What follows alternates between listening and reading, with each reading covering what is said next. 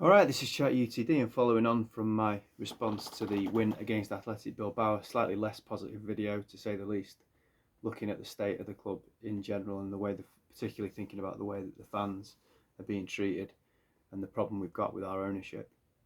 So last week Liverpool won their 20th top flight title, and I have to say I wasn't overly bothered because there isn't a fan culture anymore, certainly not like it used to be. If that had happened in the late 90s or early 2000s, I'd have gone into hiding. But as it stands, I don't really keep the company of Liverpool fans. I haven't got mates that are Liverpool fans. I've maybe got two lads that I know who are Liverpool fans. But in recent times, they haven't even taken the piss out of me about United. They've just pitied me, which is even worse than having the piss taken out of you. So not one of them has got in touch and been like, ha ha, we've got 20, you've got 20. It's like, I don't really care that much. Because it's not as it used to be, and I don't feel as protective of United either. You know, back in the day, if Liverpool would have won it, I'd have been hurt and I'd have probably lashed out and I'd have probably said all manner of different things about Liverpool, but to protect United. But what am I protecting? The club's unrecognisable, and that's what I want to talk about today. We need to get our own house in order before worrying about what Liverpool or anyone else is doing. And I felt the same after City won the treble. I don't care. You'll never take away our achievements. You'll never take away how special Man United are. But we need we need things to change desperately, and the only way that happens is a change of ownership. And Thursday night aside, obviously it was a great night for us, but I was watching the Bournemouth game, and Leon, who watches the channel, is one of my best mates, was saying in messages back and forth, you know, this is tedious. How do we fix this? And I said to him, we can't fix this. It's not fixable with the situation we have. The only way you fix it is if you change the owners, and that's not going to happen. We have no centre forward. We don't know how to structure an attack. There's an entrenched stench of mediocrity and failure around the club that's been there for far too long. There's not enough leaders. We don't have players to fit the system that the manager plays. We have no money, and we have owners who are more concerned about lining their own pockets than they are about running a football club effectively, and they don't have any money anyway. So how do you fix it when that's the situation? We've got a substandard squad, and we've got not enough money to add significantly better players to it. So it's not fixable unless something drastic changes, even if we get into the Champions League next season. It's not like we all of a sudden have £500 million to spend. It helps us a lot if we get into the Champions League, but that doesn't fix the problem. I see some really idealistic people. Daniel Sturridge, the former Liverpool player, who personally is not my cup of tea at all. Not just because he didn't play for Liverpool, just in general he's not. Saying last week on Sunday, Amorim is probably going to get the way it changed at Sporting Lisbon was that he got 8 or 9 players in his first summer. We're not getting 8 or 9 players in. Gary Neville saying there's going to be wholesale changes. Loads of players are going to leave. Who's going to leave? Eriksen and Lindelof will go on freeze. So that clears their wages off the decks and 2 players who are not good enough. But listen, Casemiro's had a real renaissance in these last few weeks. But ultimately, do I trust him to be consistent all of next season? No. He's not going to go anywhere. Luke Shaw and Mason Mount will still be there. I wouldn't be massively surprised if Rashford's still there. We've got Anthony's probably quite easy to get rid of. Malacia is neither here nor there, but there's enough. Onana isn't good enough. Diogo Dalot isn't good enough. The only ones I can see us getting rid of are Garnacho and or Mainu, because who wants any of the other ones I just mentioned? So there isn't going to be the wholesale changes we need. So just to get to the main point of the video, really, which is about, I suppose it's more about not the team as such, but the way that the club's being run, and again how unrecognisable it is. the values of a football club should be sacred. Who sets those values, you could argue? Well, I think the fans. The fans set the values. The history sets the values. What are United's values? This is personal to me, but for me personally, excuse me, the values of Manchester United are integrity, um, a togetherness, clues in the name, United, togetherness, sticking together, looking after each other, links to the community, a family feel, a relentless attitude towards success and towards doing the best that you can, a humility, a never say die attitude, and I think trying to always be the first at things, always trying to pioneer and be not follow the crowd kind of thing. And now those things in 2025 are all going to look very different to how they looked way back when. But you can still have those values. Those values transcend and supersede time, events, everything. And Sir Jim Ratcliffe's going around and taking a massive great shit on all of those values.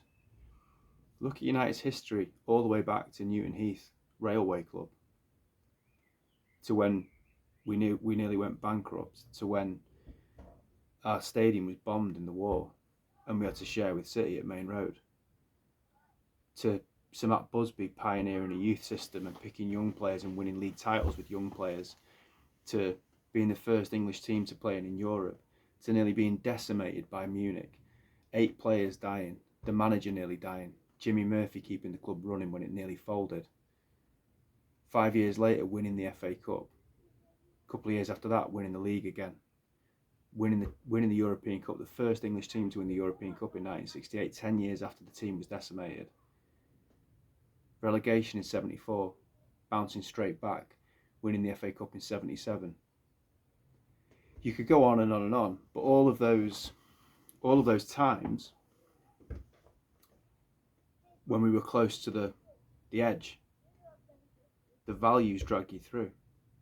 The problem we've got here is the decimation we're facing now is being caused by the owners. How do you save yourself from that? We'll just talk about a few details, really. So I found out the other day that, you know, the club is cutting concessions, so there's no concessions next season for juniors, and there's no concessions for older fans. And that will save them next season. That will save the club between £500,000 and £1 million across a year. So you look at what they're doing, I guess how wrong it is, how much disconnect it causes between the fans and the club, how wrong it is, how it robs the next generation of fans a chance to go to games potentially, how it mistreats loyal fans who've been going for years in terms of the older fans. All of that versus the reward. If you told me the reward was £15 million a year, I'd still think it was wrong, but I'd say I kind of get it. Between 500 grand and £1 million a year for a club for the size of Manchester United, that is absolutely disgusting. Shame on you. There's something doing the rounds on social media that someone had given their ticket back to the club because they weren't going to use it for the Bilbao game, and the club was selling it for some astronomical fee. I'm sure it was 300 quid per ticket or something like that. It might have even been more. So we don't have ticket touts anymore. United are ticket touts. Again, disgusting, absolutely disgusting. But the way it's going to go, because they don't want fans, they want customers. They want people who are going to pay as much as possible, which I'm going to come back to in a minute. One of my best mates, I've known him since we were 10, so I've known him for 35 years. He's had a season ticket at United from being 8 years old with his dad. And in 2017, his dad passed away. He had cancer. And my mate's kept that ticket for the last 8 years in his dad's name and his ticket as well. And in his dad's name, that ticket, he's taken his kids, he's taken his missus, he's taken his mates, he's taken me a couple of times. Never been a problem. It was only a few weeks ago the club got in touch with them and said it's come to our attention that the person who occupies this ticket has passed away. You can't have that ticket in his name. So my mate said, okay, sorry about that. I'll transfer it over to my wife's name or my kid's name or whatever. And they said, no, you can't do that. We're just taking the ticket back. You can keep your ticket, but we're taking that ticket back. So he's going to keep his ticket on his own, is he? Obviously, he's not going to do that. He's got 4 kids. He's not going to do that. So it's not his dad's fault that he died. You know, and my mate's not trying to pull the wool over anyone's eyes. It's not cost the club money. If anything, my mate's paying full whack for a ticket every time he takes one of his kids, which he could be getting a junior price for. The club's making money out of it to some degree. No one's done anything wrong here, and he's having his ticket taken off him. Again, I say it, disgusting. Now, my mate, he knows a few high-ups at United, and one very high-up director who he has the details for, and he rang him, spoke to him, got in touch with him and said, is there anything you can do about this? You know, this seems a bit wrong. Explain the situation, and the guy said, look, there's no exceptions here, there's no allowances, this is coming right from the top, and the party line is no mates rates, no nothing. We're moving away from fans, and we're seeing it more like customers, which is what I said before. And that's already been the case for a while, that they've seen fans as customers. But you can be both. You can be a fan and a customer. If you're a fan of Man United and you go to the game, you are also a customer of Man United. I get it. But what this director said apparently was, it's not just United, it's a Premier League thing. I dispute that, because I look at clubs like Palace, Brentford, Bournemouth. They make their ticket prices affordable enough to attract the type of fans who then make a partisan, hostile atmosphere, because it helps the team, and that's what they want. They want that intimate, intimidating atmosphere. So they're not treating the fans like customers, or certainly not as much as United are. The other difference is, in terms of, well, if the rest of the Premier League are doing it, we're just going to do it as well. Man United have 73,000 people coming through the doors every week, every time they play at home. So I did a bit of maths on it. If you averaged out that each ticket was £50, which it's not, the average ticket United is more than that. If you equaled it out across the whole of the 73,000 people that go, but if every ticket was 50 quid, that would be £3.65 million per game that they're making from ticket sales. You could say, well, there's overheads. There's quite a lot of overheads. There is, but also I think that's levelled out by the fact that people will obviously probably buy a drink and some food and a souvenir or whatever. So I think you can probably keep it. They're probably earning about £3.65 million a game across a season. That's roughly £80 million. It could be more if you go on a long run in the cup and get home games, but let's just say, being generous to United, and said that's £80 million a year. Bournemouth aren't making that. Palace aren't making that. Brentford aren't making that. So we're making exceptionally more than other clubs because of the size of our stadium. The other reason I don't care whether the rest of the Premier League are doing it or not as well is, like I said before, one of the values I think United should always have is, first of all, being linked to the community, as I mentioned before, and looking after your own and the family feel to it. But also, we're pioneers. I don't care what the rest of the Premier League are doing. United have always done things slightly differently. Not always popular, in fairness, but don't hide behind the fact that the rest of the league's doing it, so this is why we're doing it. I'm not having that. As I said, the first English team to play in Europe, the first team to pioneer a youth system like we did.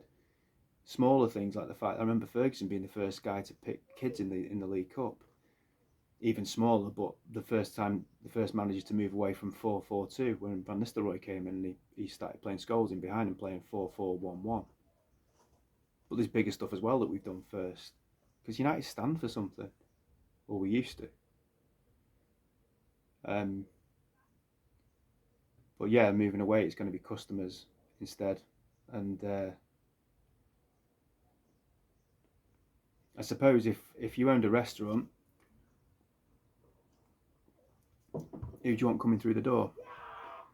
Someone on their own who's gonna buy some soup and bread and a glass of tap water, or a big family that are going to be ordering 3 courses each, a few bottles of champagne knocking about, wine, beers, Coca-Cola, whatever. You're going to want them, aren't you? But that's a restaurant. This is a football club that, you know, the fans are the lifeblood of it. Well, again, they used to be. So it's wholly wrong. As I said before, the problem with United is we've got the enemy. The enemy is within. It's the owners of the football club is our enemy. Something caught my eye about a week or so ago. There's a fella apparently called David Cogan who's going to head up a team that's going to be the independent regulator for English football. It's the first time there will be an independent regulator for English football, and I welcomed it at the time, but I've seen more since then. And the local MP for Manchester sat in on a discussion yesterday or the day before with the government around passing a bill for the governance of football, and he said something around the fact that if we continue to let things go as they are, Manchester United fans are effectively paying for the Glazers to keep their malls and stuff like that open in America. So it sounds like if this independent regulator, that was the MP who was trying to pass a bill for the independent regulator to have, I suppose, quite a lot of say in what goes on. I guess that's a step in the right direction, because if this independent regulator, for example, can have some power and maybe is able to say things like, you know, there's a certain amount of revenue that you make from your club that you have to put back into the club. There can only be a certain amount of debt within a club. You can't turn personal debt into club debt. You can't turn club fortune into personal fortune. If someone's going to come in and do all that, someone's going to come in and regulate ticket prices, or perhaps, you know, for example, with the new stadium, that if you make a certain amount of money through ticket sales, there's a high percentage of that has to go back in within the club, then I think there's a high chance that the Glazers and Sir Jim Ratcliffe will leave, because they're staying because the part of the end of the rainbow is the new stadium. Because with the new stadium, within reason, they can charge what they want. They can charge 100 quid a ticket, 150 quid a ticket, because you'll always get people that will pay for it, because United's a tourist attraction. So maybe something could happen with that will help us. I've long since said we need to lobby government, FA, Premier League. But if there's an independent regulator, then maybe something could change. I'm repeating myself next. I don't mind repeating myself, because I think I just want to keep reiterating the point so it becomes very, very clear, because this is, for me, so important. The 3 criteria for me of what I need from the owners of Manchester United Football Club, because that's what we are, we're a football club, is they uphold the values of the club. And I mentioned before what I think those values are, and where they come from and what they're set by. The second one is that they help us to be competitive with a view to being successful on the pitch. And the third one is fan culture, i.e. you promote you promote that there's an accessibility to a wide demographic of people who can come to the stadium, both in terms of the profile of their age, you know, their what they can afford, etc. And the Glazers and Ineos fail on every single one of those things. And the 2 non-negotiables for me are the upholding the values of the club and the fan culture bit. It'd be massively self-entitled to say we must be successful on the pitch, because no one's got the divine right to do that. But we could be winning the league every year, and I'd still want them gone because of what they're doing regarding the values of the club and the fan culture in particular. But the fact is, they can't even point to that. They can't say, but we're really successful on the pitch. You can not like the way we're doing it, but look at what we're doing on the pitch. The Glazers haven't been able to do that since Ferguson left, and I'm not having that Ineos are capable of doing it, because they're not. And I've explained that loads of times before as to why. The video would be too long if I go into it again. I'm happy to do it at some other point. They're not capable of doing that. So they can't even say that. They fail on every count. They're not fit to run the club.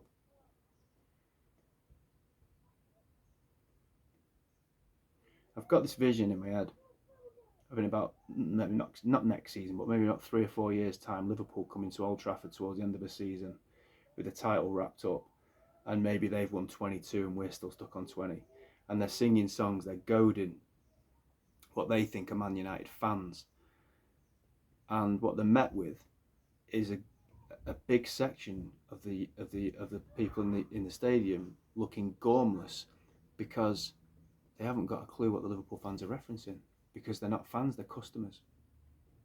They've paid £100 for the ticket. The club don't give a fuck. But they're sat there going, what? They're singing 20 to 22 or 22 to 20. What does that mean? They won't know. They'll be completely lost on them. That's where it's heading. Football is becoming a sterile, diluted sport, and the Premier League's in danger of swallowing itself up. What attracted the money to the Premier League, or one of the things, was the rawness and the atmosphere around the games. But that money has diluted it, and now they're getting greedy, and they're going to lose the essence of what made it popular in the first place. But going back to the fans sat in the stadium, or the customers sat in the stadium at United will always attract tourists and people that are going to spend a lot of money on the seat because they're Man United. Quick example, if I was to go to New York, I like basketball. So if I was to go to New York, I'd probably try and make an effort to go to a New York Knicks game. I don't know anything about the New York Knicks. I couldn't tell you one player that's on their roster. I couldn't tell you what conference they're in. I couldn't tell you how they're doing. I couldn't tell you who their general manager is. I couldn't tell you who their coach is. I couldn't tell you the name of their arena. I couldn't tell you any of that. But I'd still go and get a ticket because they're a famous basketball team. And I'd probably pay about $200 for it because I've gone all the way to New York. Oh, you don't get many people from New York coming to watch Man United, but you get people from far and wide coming to watch Man United because even if it's the once great Man United, we're a tourist attraction. And by the way, I should caveat that there are people who are prepared to pay 100 and 150 quid a ticket who will know every single word of every single song, who absolutely adore Manchester United. And I'm not saying that those people don't exist, but let's have it right. The majority of people who are going to create an atmosphere, who are going to get that hostility and that tribalism and all those things, they're not paying 150 quid for a ticket to sit in the ground. So that's my thoughts on how it's gone for me very, very wrong at Manchester United, and why there is a desperate need for change. And we won on Thursday. It was fantastic. I don't want to be a killjoy, but all of these things are they supersede what's happening on the pitch. They really do, because the future of our football club is in jeopardy.